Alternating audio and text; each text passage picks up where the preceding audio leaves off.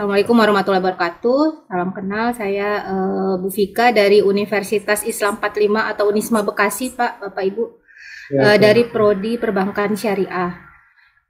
Ya, jadi kami ini habis masa akreditasinya di 13 Maret 2023. Ya, saat ini kami sudah menjadi anggota Lamemba seperti itu.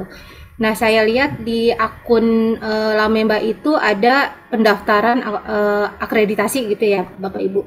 Nah, yang saya mau tanyakan di sini kapan baiknya kami melakukan pendaftaran seperti itu? Apakah setelah DED dan DKPS-nya itu sudah jadi, ataukah ketika kita daftar akan ada pendampingan atau ada hal yang kita bisa tanyakan lebih dalam daripada kita hanya menjadi anggota seperti itu. Lalu yang ketiga mungkin terkait dengan matriks penilaian ya Bapak Ibu. Sebelumnya mungkin ketika kita membuat borang itu ya ada matriks, nggak tahu apa saya yang kebetulan saya baru kali ini Bapak Ibu mengikuti klinik ini, tidak ada atau ada seperti itu. Mungkin kalau ada bisa di-share agar kami juga bisa mengukur seperti itu. Karena biasanya kami seperti itu Pak. Biasanya kami membuat borang itu kami buat dari matriks poin tertinggi seperti itu. Jadi kami usahakan matriks dengan poin tertinggi. Jadi kita usahakan portofolionya berapa yang diperlukan untuk matriks tertinggi. Lalu kita membuat borang. Lalu tadi ketika di Lamemba ini di DL1 sampai DL berapa DL 5 ya, DL5 itu saya tidak menemukan matriks penilaiannya seperti itu. Yang terakhir mungkin ketika kita sudah menjadi anggota Lamemba,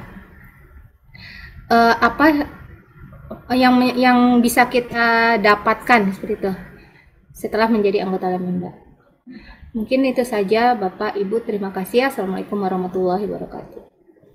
Salam warahmatullahi wabarakatuh. Saya lanjutkan kepada Ibu Dwi Septi dari STI Pembangunan. Silakan Ibu Dwi. Baik, terima kasih. Izin Prof, saya Septi dari STI Pembangunan. Pertama, saya ingin bertanya terkait dengan batas akhir upload pada Lexa.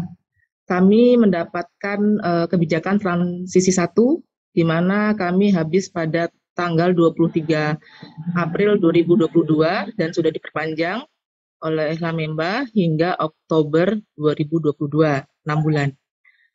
Kalau menurut kebijakan itu diberikan waktu 3 bulan ya Prof, kalau nggak salah. Tetapi apakah masih bisa terlambat gitu, maksudnya misalkan seharusnya mungkin 23 Juli ini 3 bulan dari 23 April, apakah masih bisa misalkan di tanggal 25 atau tinggal 30 Juli seperti itu, karena kami masih proses penyusunan Prof. Terus yang kedua, di dalam dokumen DED itu di paling bawah itu ada lampiran, di situ keterangannya adalah lampiran disampaikan dalam dokumen yang terpisah. Nah, dokumen terpisah itu apakah langsung diupload di Lexa berbarengan dengan DED dan DKPS, atau nanti pada saat visitasi baru disampaikan, atau gimana, atau itu menjadi lampiran DED-nya? Seperti itu, Prof. Terima kasih. Baik, terima kasih Ibu Dwi Septi. Saya lanjutkan ke Pak Munawir. Pak Munawir dari mana nanti disampaikan ya Pak ya? Baik Prof, ya saya dari Universitas Andi Mak Palopo Prof, dari Sulawesi Selatan. Yang terhormat Ibu para Dewan Eksekutif Lamemba, saya mungkin pertanyaannya singkat saja Prof. Kemarin kami pertanggal 19 Juli 2022 kami sudah melakukan submit ke Lexa terkait dokumen yang diakreditasi, yakni DKPS dan DED, baik DKPS versi Excel dan DKPS versi file PDF. Namun ada yang menjadi kendala bagi kami Prof, mohon izin kami setelah melakukan submit di Lexa, untuk versi PDF-nya itu dokumennya itu lagi sebenarnya bukan itu yang mau dikirim, Prof. Kira-kira bagaimana, Prof? Apakah itu bisa mengajukan ulang atau kami menunggu dari petunjuk dari Lamemba? Kira-kira seperti itu, Prof. Terima kasih. Assalamualaikum warahmatullahi wabarakatuh. Salam warahmatullahi wabarakatuh. Terima kasih Pak Munawir. Selanjutnya saya persilakan Ibu Indri dari PKN STAN. Baik, terima kasih Pak Adit. Assalamualaikum warahmatullahi wabarakatuh. Izin bertanya, Prof. Saya dari Prodi Bea Cukai PKN STAN. Jadi sebelumnya kami di Ban PT ini akreditasinya berakhir 29 Maret tahun 2022. Kemudian sepertinya kemarin agak terlambat ya mengumpulkan lagi berkas-berkas porangnya, sehingga dari Ban PT ini ada informasi tidak bisa dilanjutkan gitu ya, suruh beralih ke Lamemba. Kemudian di Jumat yang lalu saya mencoba untuk mendaftar yang ketentuan perpanjangan sementara, tetapi di situ kan masanya itu berakhirnya akreditasi 31 Maret 2022, ada pilihannya ya, meskipun ada pilihan yang lain gitu. Sedangkan prodi kami kan 29 Maret. Nah, singkat cerita kami sebenarnya sudah mendaftar ke Leksa, hari ini sudah melunasi pembayaran. Yang ingin saya tanyakan pertama, apakah kami bisa mendapatkan yang kebijakan transisi itu, Prof? Karena berakhirnya akreditasi kami kan 29 Maret 2022 ya. Kemudian yang kedua, kalau kami kan udah daftar Leksa nih, sudah lunas, itu berapa lama ya diberikan waktu untuk melengkapi borangnya tadi, DPKS dan DED tadi? Itu aja, Prof. Makasih. Baik, Ibu. Terima kasih. Terakhir, Pak Fuad. Saya persilakan. Silakan, Pak Fuad. Ya, selamat pagi. Terima kasih. Saya Fuad Januar dari Sekolah Tinggi Subhanul Waton. Gini, kami kan mau mendaftar ke Leksa itu. Tadi pagi saya di database-nya itu kampus kami masih pakai nama yang lama. Bagaimana ketika kami mau mendaftar dengan nama yang baru itu bagaimana? Terus yang kedua, saya sebagai LPM masih agak bingung ketika penilaian yang dimensi-dimensi itu, Pak, yang misalnya kalau mau mendapatkan baik sekali itu ada beberapa dimensi yang daya saing nasional dan internasional. Nah, yang dimaksud daya saing nasional dan internasional itu sebagai contohnya bagaimana? Begitu aja, Pak. Makasih. Baik, terima kasih Pak Fuad. Mangga Bu Ria, Pak Ayar, Mbak Nurina nanti akan membantu. Silakan Pak, Ibu.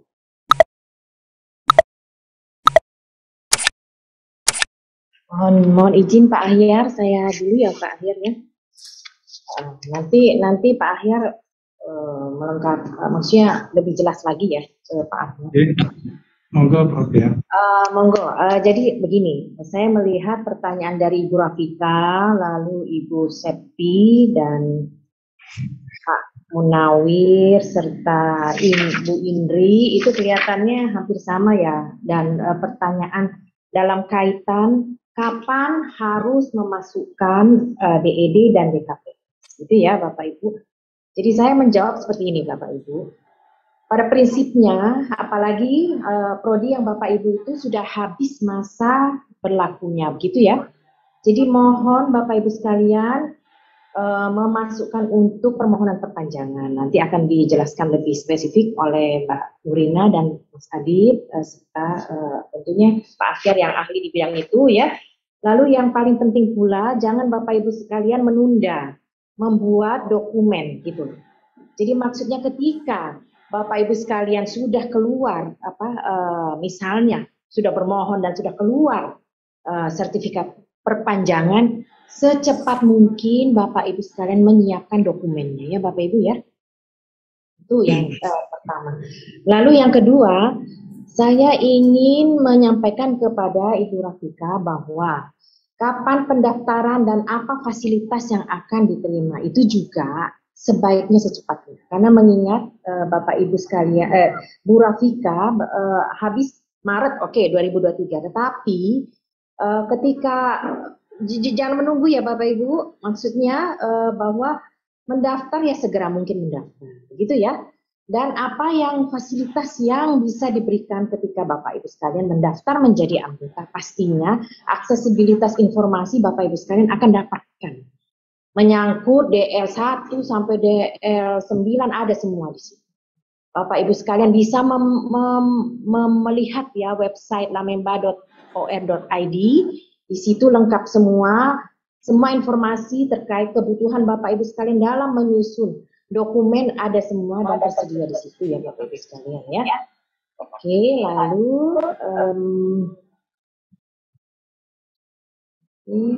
ini ada pertanyaan dari Pak Munawir ya, menyangkut kesalahan dalam mengirim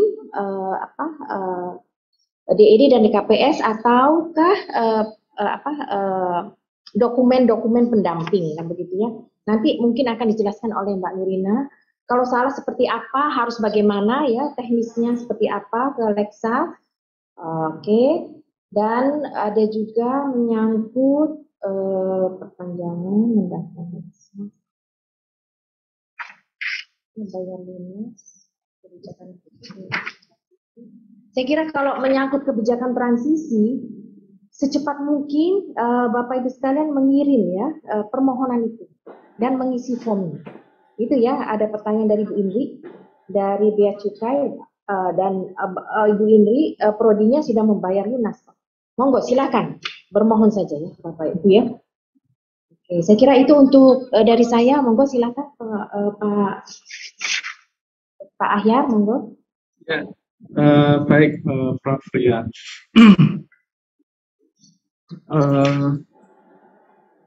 Yang pertama dari Bu Vika tadi, tentu prinsipnya di kami Bapak Ibu, kalau mau submit dokumen kan memang harus 6 bulan sebelum masa akreditasi berakhir ya. Itu untuk yang normal ya Bapak Ibu ya, untuk proses yang normal.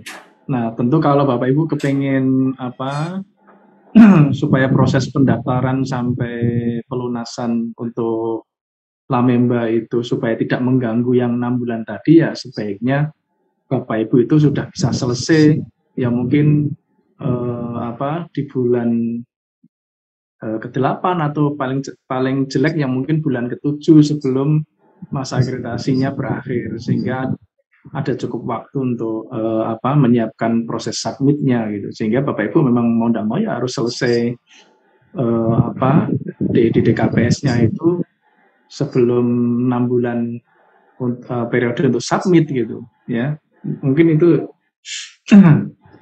lebih clear ya Bapak Ibu ya. Nah kemudian mengenai matriks penilaian, di instrumen akreditasi EMBA itu kita tidak menyediakan matriks penilaian. Kami hanya memberikan kriteria dan kemudian juga ada pedoman penilaian Bapak Ibu. Bapak Ibu mungkin yang baru bergabung belum tahu bahwa instrumen APS EMBA itu pendekatannya sangat kualitatif Bapak Ibu, tidak seperti yang Bapak Ibu kenal semasa menjalani proses akreditasi dengan BAN PT yang Bapak Ibu kemudian bisa mengacu ke metrik itu untuk berusaha mencapai skor tertinggi. Justru di sini dengan instrumen APS EMBA sesuai dengan arahan yang ada di kementerian mengenai akreditasi, mengenai SPMI kampus, maka sebenarnya inilah yang harusnya terjadi dalam proses akreditasi, di mana Bapak Ibu dalam SPMI-nya memang betul-betul menyiapkan sendiri standar dikti kampusnya gitu, sehingga dari standar dikti kampus itu Bapak Ibu merencanakan berbagai hal ya, terutama terkait dengan tuntutan output outcome base dalam akreditasi ini, sehingga nantinya proses akreditasi itu memang lebih banyak Bapak Ibu yang menunjukkan efektivitas dari SPMI yang berlangsung di kampus Bapak Ibu begitu. Jadi pada prinsipnya Bapak Ibu sendiri yang merencanakan, yang kemudian membuktikan proses yang ada di penjaminan mutu Bapak Ibu, ya, sekaligus menunjukkan bukti-bukti objektif yang terkait dengan output outcome.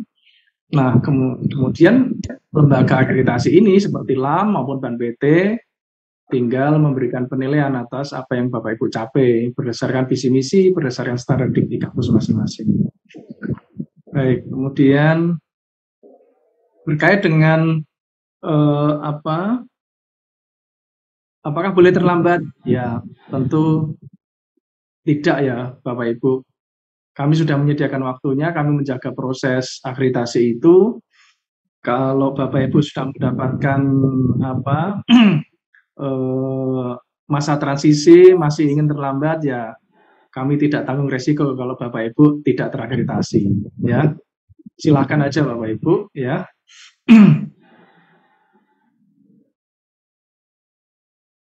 Kemudian kalau mengenai lampiran, kami kira Bapak Ibu untuk proses submit ini sementara bisa memberikan dalam bentuk hyperlink sehingga nanti asesor itu bisa membuka link-link yang sudah Bapak Ibu berikan terkait dokumen bukti untuk setiap kriteria yang ada instrumen APS Imba. Jadi boleh hyperlink dulu Bapak Ibu, kemudian nanti silakan Bapak Ibu untuk memastikan bahwa link itu bisa dibuka ya Bapak Ibu tanpa perlu meminta akses ya. Karena masih banyak kampus yang lupa itu hanya diberi link tapi orang asesor nggak bisa buka ya.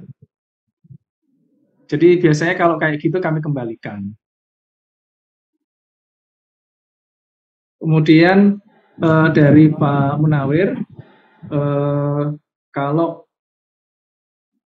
tidak salah ada file yang keliru ya Pak Munawir yang dikirimkan yang bisa. Iya Prof, ya ada file keliru Prof. Tanggal 19 baru kemarin ya. Saya kira bisa aja diperbaiki segera Pak ya, mumpung ini belum terlalu jauh. Iya Prof. Cuman kami mau ajukan izin Prof, mau kami ajukan ulang, hanya itu sudah terlanjur diajukan Prof. Jadi gimana? Ya, file apa yang perlu diganti Pak? Semuanya. File DKPS-nya Prof, yang Excel dan PDF file DKPS-nya. Ya. Baik, silakan diupload ulang Pak, tidak apa-apa. Ya, segera ya Pak, hari ini kalau bisa ya Pak. Prof. Ya, Prof. Pak Ahyar, izin menjawab Pak. Ya, silakan. Untuk file yang salah upload, Pak Munawir tetap akan kami proses, nanti akan kami streaming dulu. Jika memang sudah ada yang harus diperbaiki, nanti kami akan mengirimkan surat pemberitahuan Pak Munawir. Gitu. Jadi jika sudah upload, Bapak tidak bisa upload lagi jika memang tidak ada request atau pemberitahuan dari kami. Begitu Pak. Jika ada yang memang nanti ternyata dokumennya lolos gitu ya, perbaikannya bisa Bapak langsung sampaikan ketika AL saja ya Pak Munawir. Oke, baik. Oh, boleh seperti itu bisa. Jelas ya Pak Munawir. Baik. Oke. Pak Ahyar, saya mau menambahkan terkait. Ya, silakan Mas Adit. Saya mungkin mau menambahkan terkait ini Pak, yang akun dari pertanyaan dari Ibu Indri.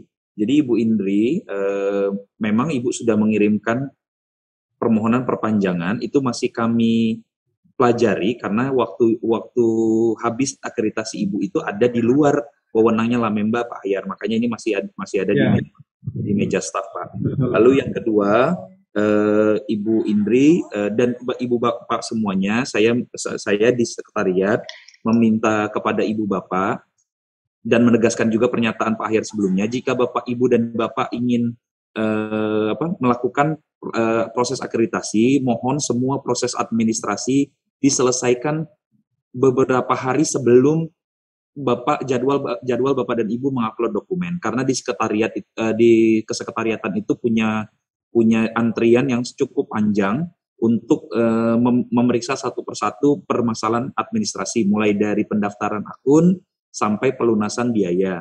Jadi mohon kepada Bapak dan Ibu untuk tidak memaksa kami memverifikasi secara cepat, apalagi memverifikasi di hari-hari di akhir pekan. Itu sangat menyulitkan bagi kami jika Bapak dan Ibu baru membayar di hari Jumat pukul 4 sore dan meminta verifikasi di Sabtu pagi. Itu sangat sulit bagi kami.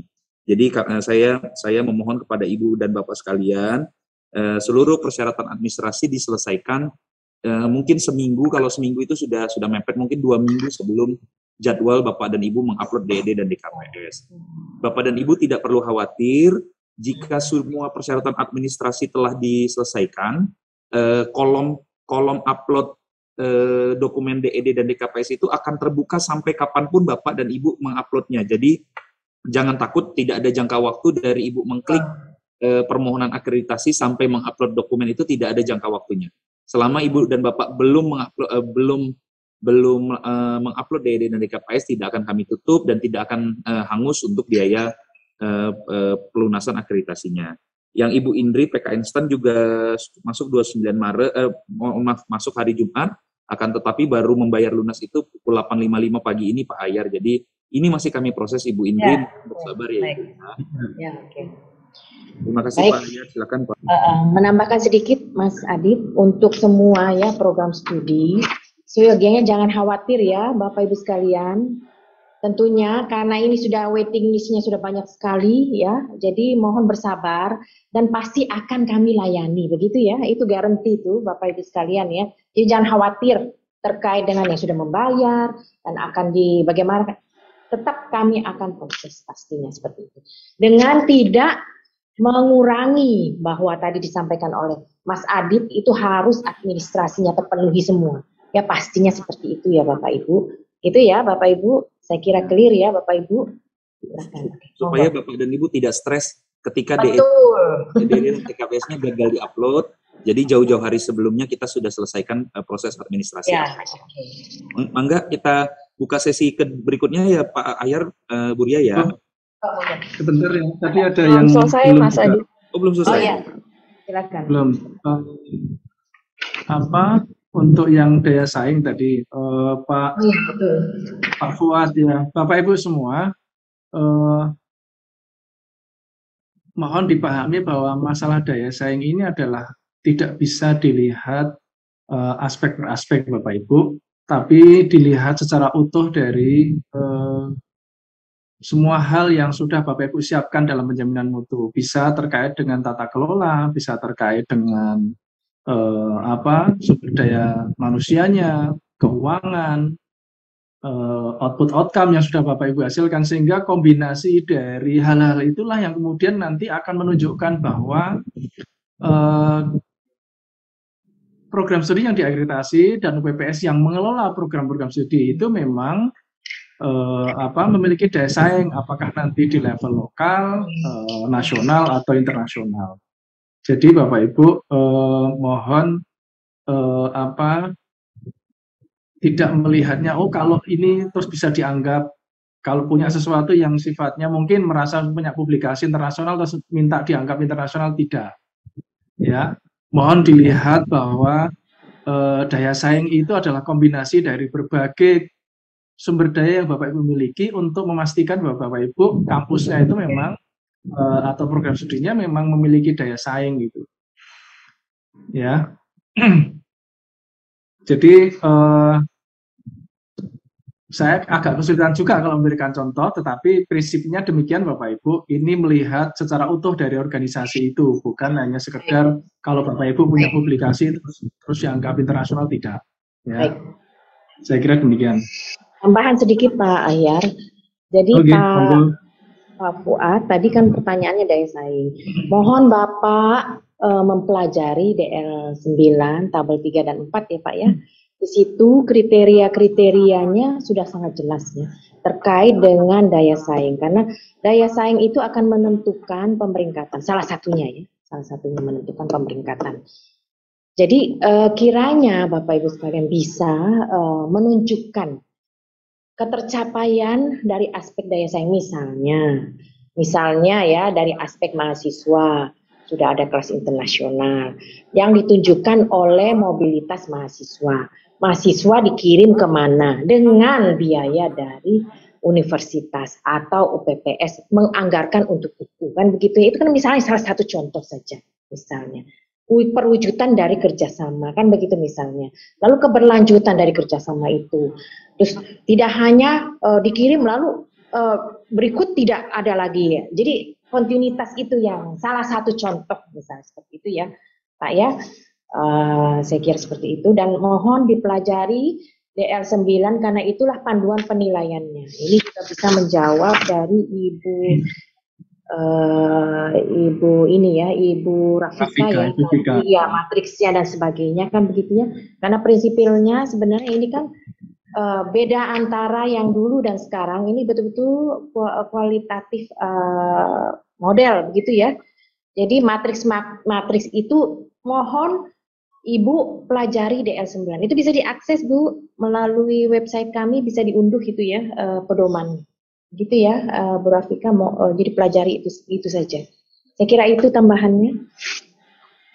Pak, Bu, ini tadi yang kami kan tadi pagi saya mau mendaftar ya, tapi di database Lamemba itu namanya masih nama yang dulu dan kampus kami kan udah pakai nama yang baru. Nah, bagaimana mekanisme untuk merubah nama itu? Terima kasih. Baik. Boleh saya bantu jawab, Pak? Ya. Baik. Ya, silakan Mas. Saya lupa menjawabnya, Pak. Pak Fuad, selama data di PDDiktinya sudah berubah, kami akan bantu rubahkan Pak Fuad. Untuk teknisnya, Pak Fuad nanti WA saya saja di nomor yang ada di website, nanti saya akan layani. Jadi biar lebih private, Pak. Tapi Pak itu bisa pasti kita proses, Pak. Kita bantu itu, Pak. Oke, gitu. Makasih Pak. Sama-sama Pak. Ya, Pak. Oke, alhamdulillah.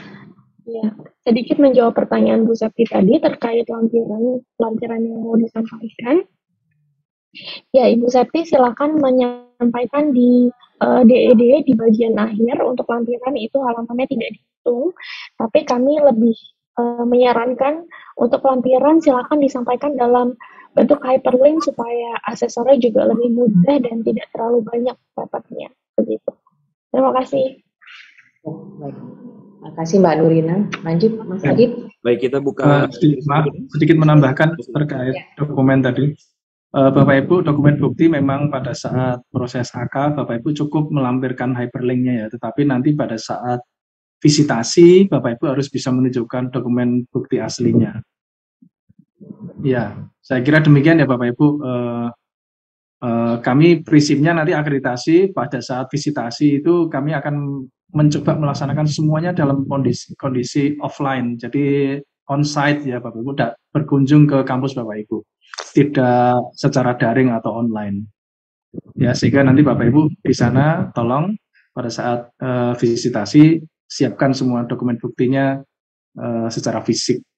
Terima kasih.